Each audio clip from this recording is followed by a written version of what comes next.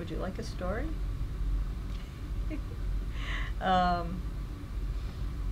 I went to Indiana University for undergrad, and when I finished, I went back to New York City to live, and I decided that I would perform and get a regular job.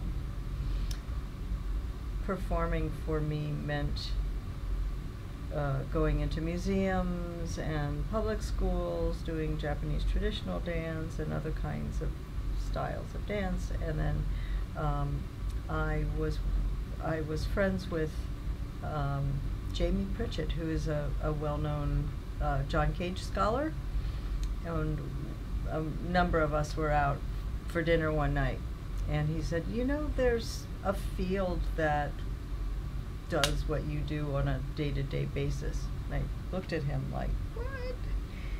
And he said, it is called ethnomusicology. So I was very curious, and he said, you should meet this amazing professor at NYU named Kay Shelemay. And that was the beginning and the end. I went and met her. I took one class, Introduction to Ethnomusicology, and then kept going, essentially. I finished my master's at NYU, then went up to Wesleyan for my PhD. That's how I got in. It was kind of a funny way of getting into the field. It's really marvelous to have studied at 3 very different institutions. So, as I said, undergraduate was at Indiana, at the conservatory. Huge university, 30+ thousand, and then to go to NYU is so much smaller in a city, very different setting. And then to go to Wesleyan, yet again, an entirely different kind of a university setting, department, the style of teaching, the style of ultimately ethnomusicology, but music in general. All of that I just ate up, I think, along the way. They were all so different approaches, and that just fed my mind and body as to what music alone was, but then channeling down to ethnomusicology, what that was all about. So this was, I think, a really valuable part of what I came to know is ethnomusicology. All of these people have very different approaches and styles of teaching, and I just ate that up. Yeah. So I get up in the morning and I think about transmission. That's all I can think about, like for decades now. Oops. I love to think about how we learn through the body, how we embody culture, essentially.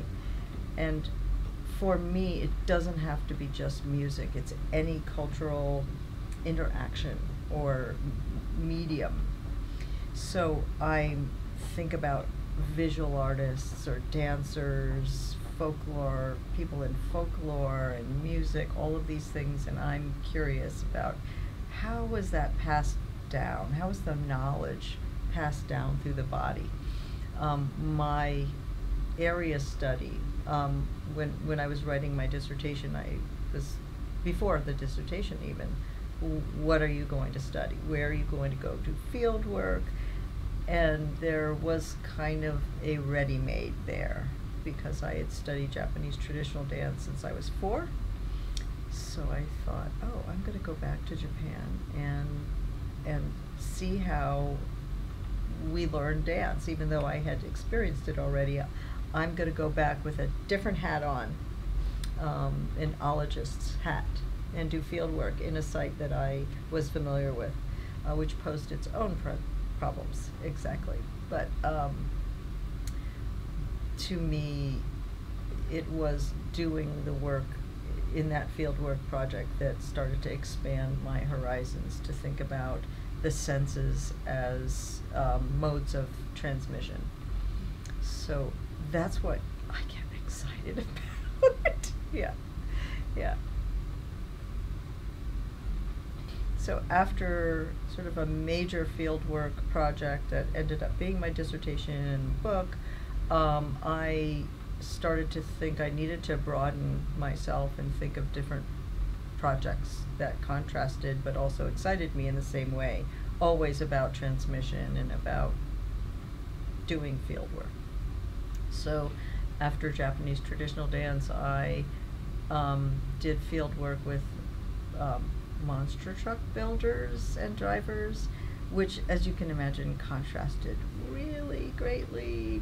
But on the other hand, people, because of the humanity of what we study, and for me, the transmission, people actually, despite the great difference in their fields, not their fields, their areas, between Japanese traditional dance and monster trucks, they say some surprisingly similar things that are the depth of why people make things, why people practice certain styles of fill in the blank.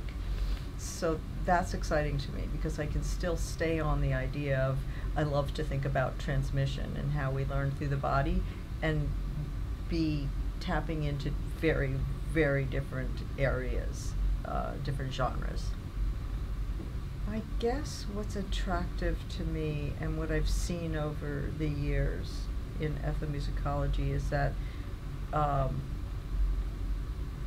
community of ethnomusicologists are so driven but also open to including other kinds of styles. So at first I was wondering whether there would be an acceptance jumping from something as more traditionally Japanese music, but then largely using dance as the vehicle, but then literally going to a different vehicle and jumping to monster trucks. I thought that people would not be accepting at first, just early on, but people just embraced that and ran with it, and I think that's